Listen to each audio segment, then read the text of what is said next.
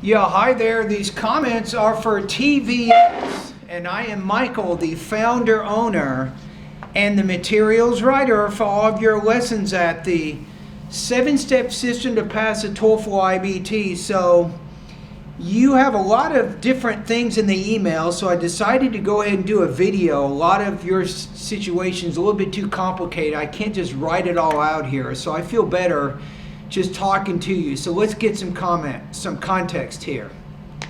All right, so you're looking for a good TOEFL IB preparation course that focuses on listening, right?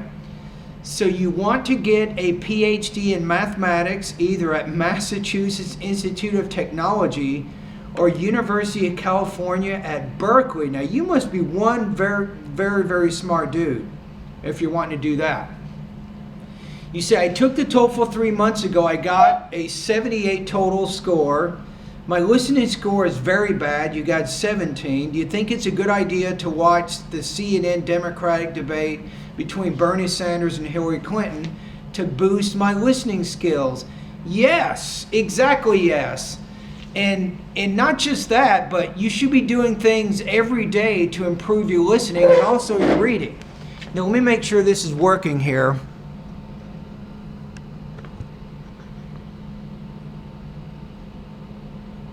Okay, we're good. So I'm going to say a big yes on that. So let me keep going here. So I asked you for your other subtotal scores. So you have 12 points in the reading, 17 points in listening, 23 points on speaking, and 26 points on writing. So your overall score is 78. You need to get 90. Now going to MIT, I mean, it is almost impossible to get admitted into that school. I'm going to be honest with you. Even Berkeley is not easy. So you have some very high goals, and my advice is you probably need not just 90. My guess is you need over 100 because these universities that you're naming are very competitive. Right? So your question here is, you say, can your course help me to improve my performance on the reading and the listening areas? So I'm not sure if watching TV shows may help me to improve my listening. It will help you, but it might not be enough. But let me just give you some advice right now. Okay, you ready? Now think about reading really in 5 specific areas right now. Number 1 is you should be reading every day for about 45 minutes in your case. You need a lot of improvement, so you need to get more comfortable reading in English. My recommendation is newspapers, magazines, longer books. So keep reading on a day-to-day basis those materials, not my course, not a TOEFL book, but read materials you actually have an interest in. Now, number 2, you need to build your vocabulary. You need a better vocabulary. That's going to help you with both your reading and your listening.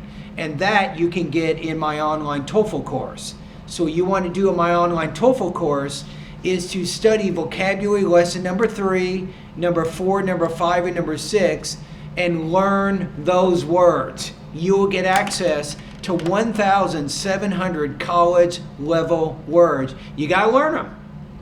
Now, number 3, in order to improve your reading, you need to increase your reading speed to at least 300 words per minute. In the reading part of my course, I have 70 speed reading tests. You want to make it a goal. You can start at the reading 100 words per minute test and try to go gradually on a day-to-day basis. Try to go from 100 words a minute to 350 words a minute with about 60 to 80% comprehension. You need to improve your reading speed.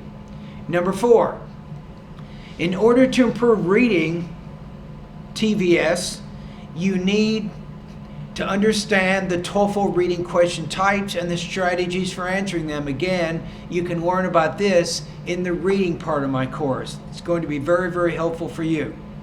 Finally, you need to take TOEFL level reading practice tests. And that helps you to check your comprehension to see how much you actually can remember of what you read and how well you can do in answering the questions. If you can do those 5 things, remember reading every day, building vocabulary, increasing reading speed, becoming more familiar with the reading question types and the strategies for answering them, and then also taking TOEFL level reading practice tests, you're going to get better. So start doing that today, not tomorrow, not 2 days from now, today. You can pick up a newspaper today. You can read the newspaper today. You can do that right now. Now, in addition to doing the reading practice, you also need to continue with your listening practice. Both of these skills will take time. My guess is you're probably looking at maybe 3 to 5 months of very serious study before you're going to reach at least a score of 90. Right? So with listening, I recommend that you also spend about 45 minutes every day listening to. It can be the Democrat debate, whatever you want to listen to. News programs are good. Science programs are great. History programs, even documentary programs. Start getting good listening practice every day. Again, it does not have to be a TOEFL book. It doesn't have to be my online course, but you should start practicing your listening every day. Now, as you're doing the reading and the listening practice, I recommend that you get a sheet of paper, you get a pen, and you take down notes. You want to focus on the main and the most important supporting points of the reading and the listening passages. That's going to be very, very important for you. So, as you do your reading and your listening practice, I recommend that you do 2 things. Number 1, you should be using your notes to speak about the reading and the listening passages. So I recommend maybe 3 or 4 60-second oral summaries each week. So you're practicing speaking about the reading and the listening passages. In addition, you should also be writing about those passages, right? Now, your writing's already pretty good, but we might be able to get it up even a little higher than it is. But start writing maybe 1 250-word summary each week of the reading and the listening passages, right? So if you can do that, that's a good start. That's a great start. You're doing that every day. That's going to give you about 1.5 hours of practice. In addition, if you join my online TOEFL course, I recommend that you focus in the vocabulary section a lot, and also focus in the reading and the listening parts of my course, right? And that will give you a lot of practice combined with what you're already doing.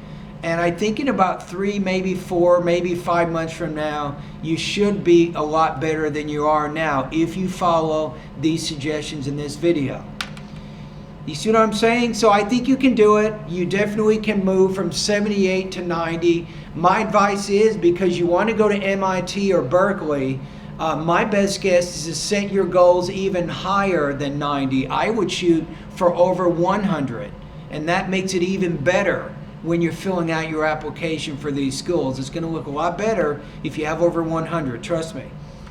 All right, anyway, thank you very much, and all the best to your high-scoring TOEFL success.